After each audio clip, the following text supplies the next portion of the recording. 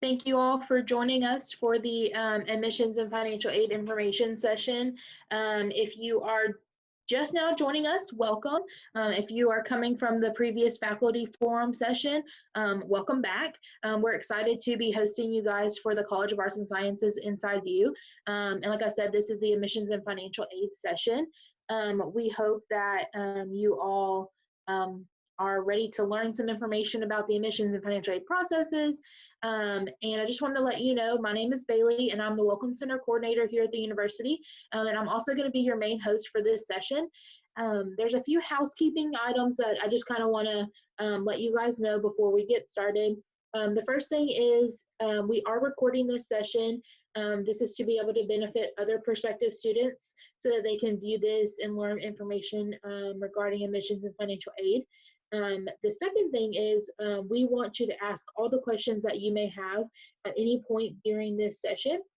We will open it up at the end of the session for a Q&A, but you can ask your questions just by going to the bottom of your screen in the toolbar.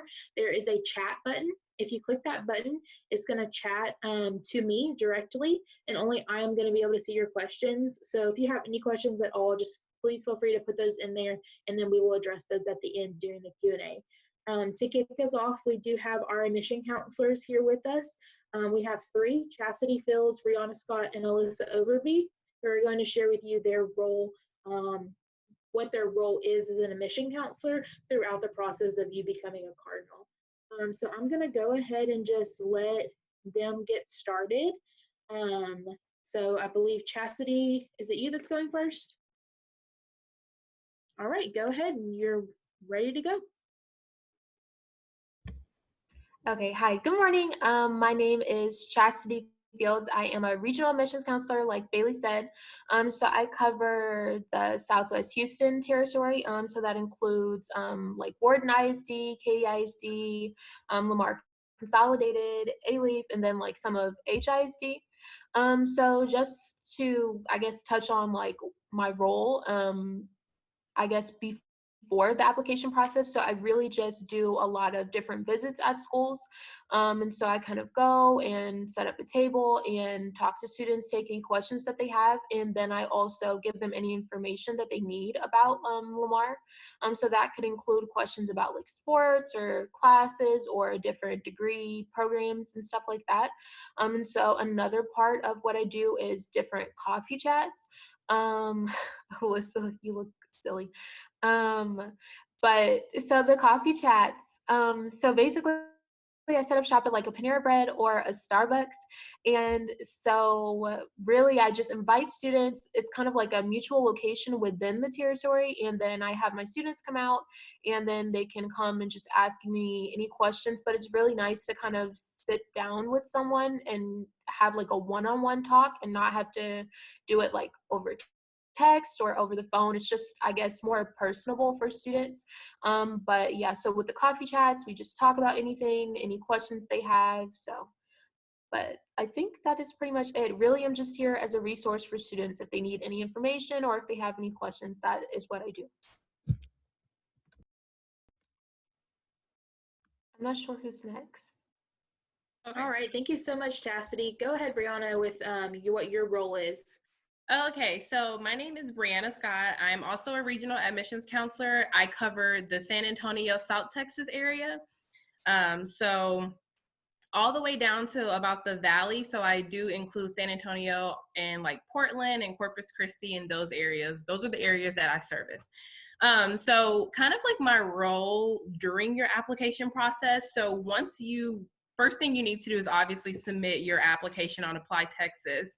And once you complete that application, my role is just to kind of encourage you to get your SAT or ACT scores in, and also to get your high school transcript in, because those are going to be the two main documents that we need in order to complete your application for it to be processed. Also, if you take dual credit or if you have any college courses, we encourage you to get those transcripts in if you've already completed those courses. That way it's just kind of like a seamless and smooth process so that we can complete your application as a whole. So usually the applications can take about 2 to 3 weeks to process. So during that you make sure that you're keeping up with your Lamar email, because any communication that we need, any missing documents, anything that we need to complete your application, all of that is going to go through your Lamar email. So you'll get that email back with your L number. It's just a tip to just go ahead and memorize it now, because you're going to need it forever. So definitely make sure you have your L number always on hand. And then after that, my role kind of during that is just to keep you on process and to keep you on track to complete that application. During that time, I do like to set up coffee chats with my students who are in this like kind of like in the middle of being accepted. That way I can kind of like teach you a little bit more about the university. We can kind of go over your degree plans for your major. And that way I can kind of just give you like a holistic review kind of like of campus before you get ready to take a campus tour or a visit. And then I just kind of give you a little bit more information to kind of put you along that process. So that's pretty much kind of what I do during the application process. And then I think Alyssa is going to go over what happens after you've been admitted. Good morning, everybody. So my name is Alyssa. I cover a few territories. So the Fort Worth territory, the Texas Panhandle, all of Oklahoma, and then also the East Texas area. So if you are one of my students here joining us today, hi. I'm glad that you're here to join us. So kind of on top of what they mentioned, we also help you after you've been accepted. And that's going to include, getting your meningitis immunization record turned in, because that is going to be a state requirement. Getting your housing deposit turned in, getting that application fully submitted so you can get paired up with a roommate, maybe start talking with them ahead of time so that way you can get to know them a little bit. You also want to make sure that you sign up for orientation, because that is going to be a requirement for incoming freshmen. Just to hit on what Briana said, definitely make sure you get that LU email activated. I think you might have to wait until after you get accepted to be able to activate it, but it is definitely really, really important, because that is the only way financial aid will actually communicate with you. So you don't want to miss anything from financial aid, because that could impact your funding. So that's definitely really important. And then after that is also, maybe getting your TSI scores sent over to us. If you self-reported your test scores, and making sure that we get your official test scores by the specific deadline for that. So just a little housekeeping items that we have to do. But I also hold coffee chats with students. So if you ever need a meetup, I am based in the Fort Worth area, so it's primarily for those students. But when I travel to my other territories, I do try to set up some kind of opportunity for us to get together and talk. So we are definitely always here for you if you need anything, even if it's maybe not specifically admissions related. We can help you get to the right place. So feel free to reach out to us. We would love to help you. Awesome. Thank you guys so much for sharing that. And we'll catch you guys in just a little bit when we go to the Q&A portion to see if we have any admissions questions that come in. For now, we're going to transition to the financial aid portion of this. So I'm going to go ahead and have LaCrystal join us. She is the Assistant Director for Financial Aid, and she is here just to kind of share more information about financial aid and give us a little presentation. So take it away, LaCrystal. All right, awesome. Thank you so much. Good afternoon, everyone. My name is Crystal Gerbert. I am one of the assistant directors for the financial aid office. We are basically going to cover just some quick ways of how you can apply for financial aid, but not only that, I have a presentation regarding special circumstances for the financial aid. So I am going to share my screen here.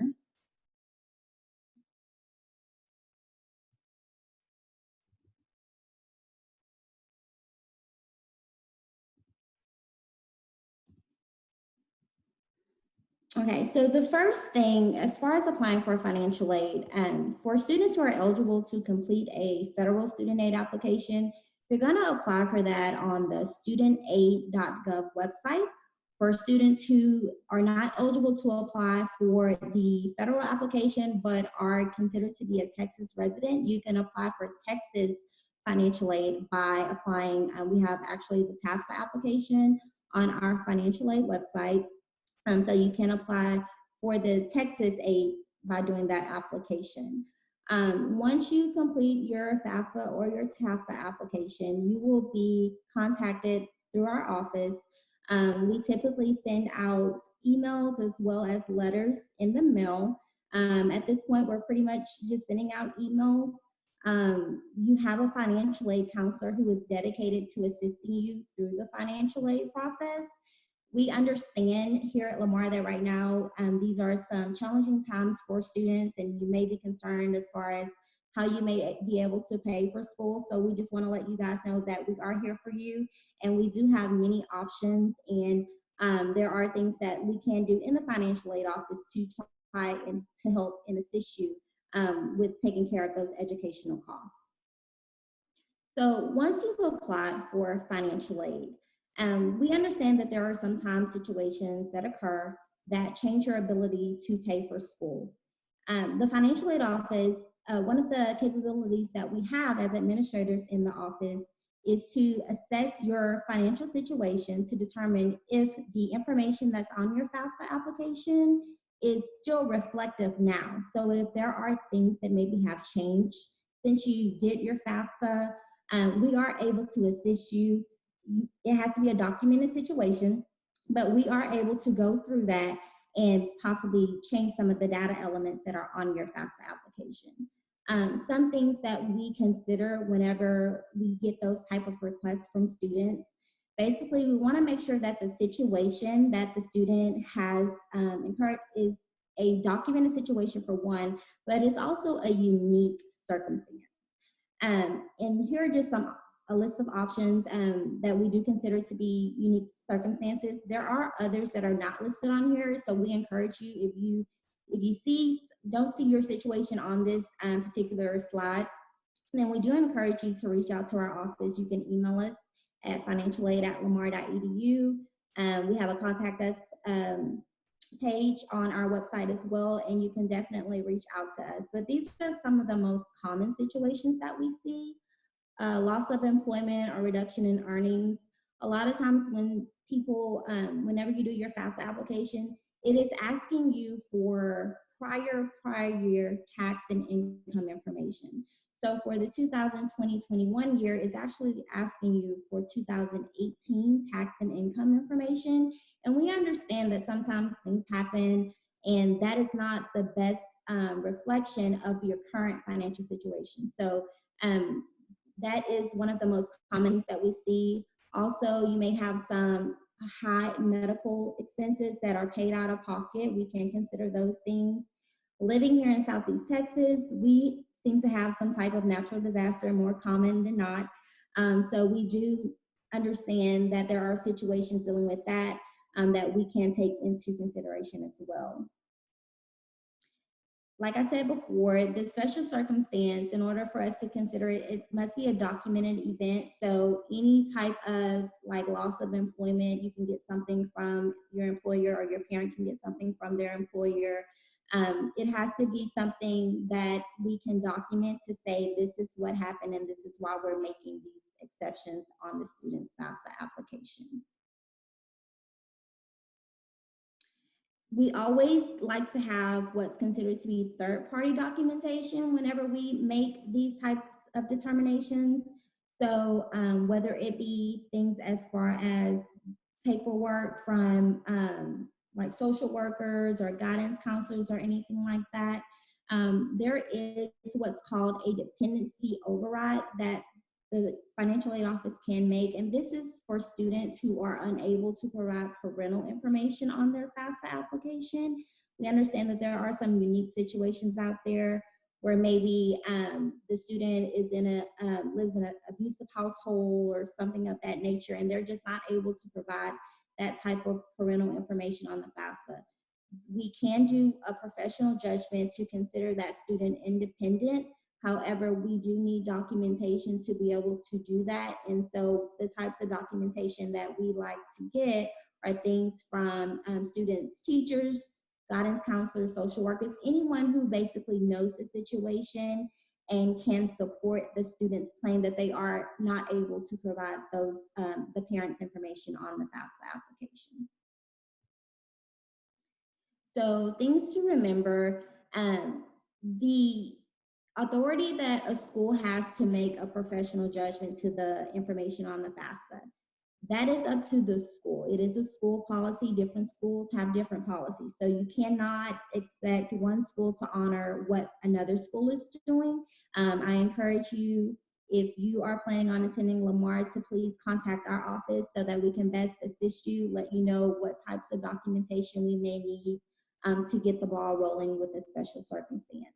We want you to know that we are going to ask questions, and that is just so we can pretty much understand the situation to the best of our ability and make the right decisions for you as far as what items we are documenting and updating on that FAFSA application. So don't take it personal if we ask questions. These are things that we need to know because we are going in and changing your federal application or your state application. Nothing in federal student aid takes the place of having a plan to pay for college. So although we may be able to assist you and update certain things on the application, we do encourage you to have some type of plan as far as, even if it's just a plan to how to pay for books or things like that. We're going to assist you the best way we can, but we also want you to be able to assist yourself as well. So even if it's more so getting a work study job when you are on campus and you start the school year, if you're eligible, to receive work study, that's considered to be a self-help type of aid where you're basically earning a paycheck to help pay for those charges and the additional costs and things like that. Also, please remember that financial aid is not emergency aid, and processing and changes to the FAFSA data elements takes time. It does take time to assess and gather all the information that's needed to make those updates. And we just want to make sure that we are being transparent with you as far as everything that we're going to need. So that is why we ask those questions up front, because we want to make sure that we're getting you all the information and we are able to assist you in a timely manner. But typically these types of adjustments will take possibly up to 2 to 3 weeks, sometimes even longer, just depending on that situation. So the university does have what's considered to be payment plans, emergency loans, and things of that nature. We encourage all students, if you are going to be requesting a professional judgment or a special circumstance to your FAFSA data elements, we encourage you to start that process early. Please do not start that process, a week before school starts. You want to start it as soon as possible. And at this time, I'll turn it back to Bailey. All right, thank you so much, LaCrystal, for sharing that information with us. I'm going to go ahead and while I am asking Alyssa and Briana and Chastity to all get back on so we can see you guys, ask your questions. So if you have any questions, go ahead. Now's your time to put those in the chat, and then just give me a few minutes to get everybody added back in.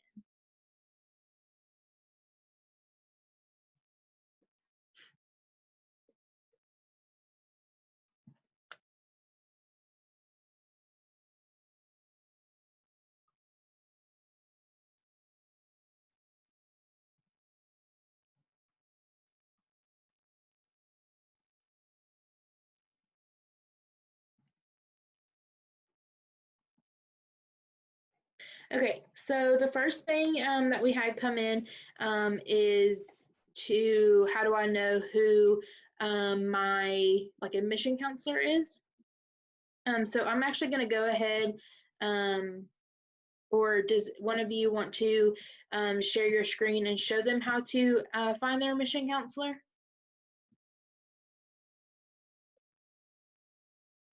Yes, no? Okay, I can do it. No worries. Okay, give me just a second, and I'm going to share my screen. The easiest way to go about it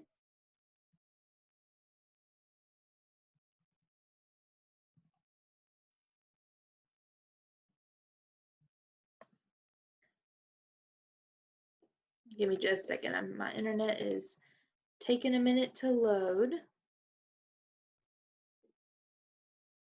I can do it, Bailey. Okay. I have it Thank pulled you. up. Okay, awesome. Thank you. My internet is taking a minute. If you'll go ahead and just share your screen and show them that, that'd be great. Okay, so I really just Googled it. I said find my admissions counselor, Lamar U, and then the first link will bring you here. And then you can just kind of click around depending on which territory you're in. So I am Houston. And so then you can see down here, there's Becca, Stephanie, and then Talia. And I'm not here yet, but that's okay. But yeah, you can use this to find your admissions counselor. Awesome. Thank you so much for sharing that with us. Now, let me see if there's any other questions that have come in. So at any point, if you are wanting to find out who your admission counselor is and contact them, that's the way to go about it. If you're joined us here today and you've shared your email address with me, then I will have them reach out to you as well. But some questions that we had coming in. The first one's for financial aid. Is it too late to submit a FAFSA application for the fall 2020? Absolutely not. It's not too late to submit your FAFSA application. We have passed our priority deadline, which is February 1st. However, the final deadline to actually submit a FAFSA application is actually June of 2021. However, we don't want to wait that long. Of course, you want to get it submitted as soon as possible. That way you can get your award notification to see what you're eligible to receive. So the answer to that question is no, it's not too late. Awesome, thank you. Another question that we had come in is on the admissions side is I've submitted my documents and I've applied. Is there a length of time that it'll take for me to get a decision? How will I be notified by that I was accepted? Hopefully, fingers crossed. How will I be notified of my decision?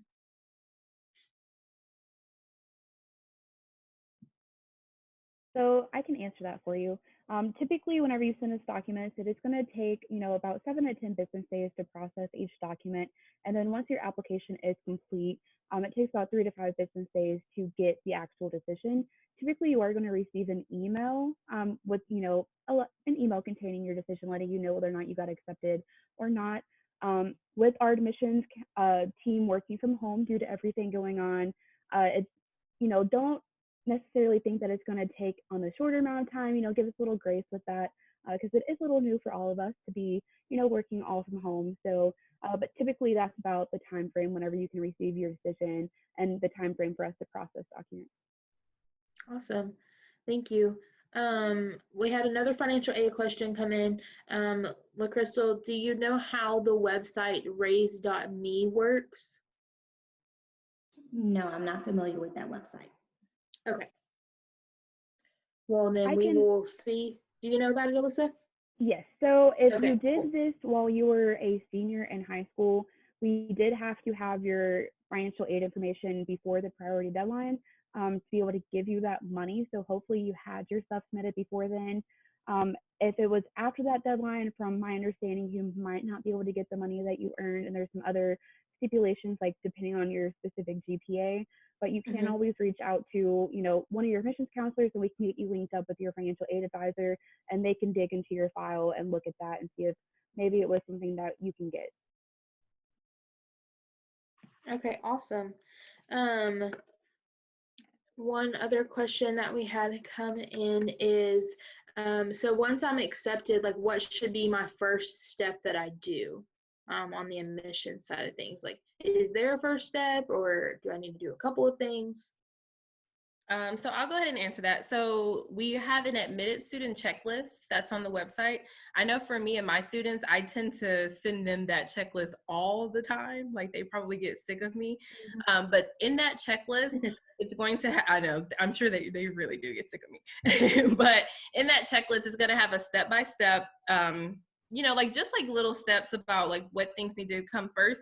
I always prioritize scholarships and financial aid as like always the first thing that you need to do. After you've been admitted, you definitely need to make sure that you submit your financial aid application, whether it's a TASFA or a FAFSA, and then you need to make sure that you complete your general scholarship application. I don't know what time frame, like if you've been accepted before the priority deadlines have already passed, but I always encourage them to just go ahead and submit it anyway for both of those things. After that, definitely make sure you submit your bacterial meningitis shot records. And then after that, I would say that you would register for housing once that opens, and then registering for new student orientation after that opens. But those are kind of the things that I like to, scholarships and financial aid should definitely be the first things that you should be doing once you've been admitted. Awesome. Awesome. And you can, correct me if I'm wrong, Crystal, you can submit your FAFSA before you're accepted, correct? That is correct. You can submit a FAFSA application before you've been accepted. That information kind of goes into a file where we're just holding it, because at that point we're not able to actually download it if you're not accepted just yet. As far as the scholarship application though, yes, you do have to be accepted before you can complete that. Awesome. Okay, so we just have a couple more minutes. Is there any last minute questions that anybody has before we wrap up and end this session? I'm gonna give y'all just about a minute or two to put those in, and then we'll wrap up.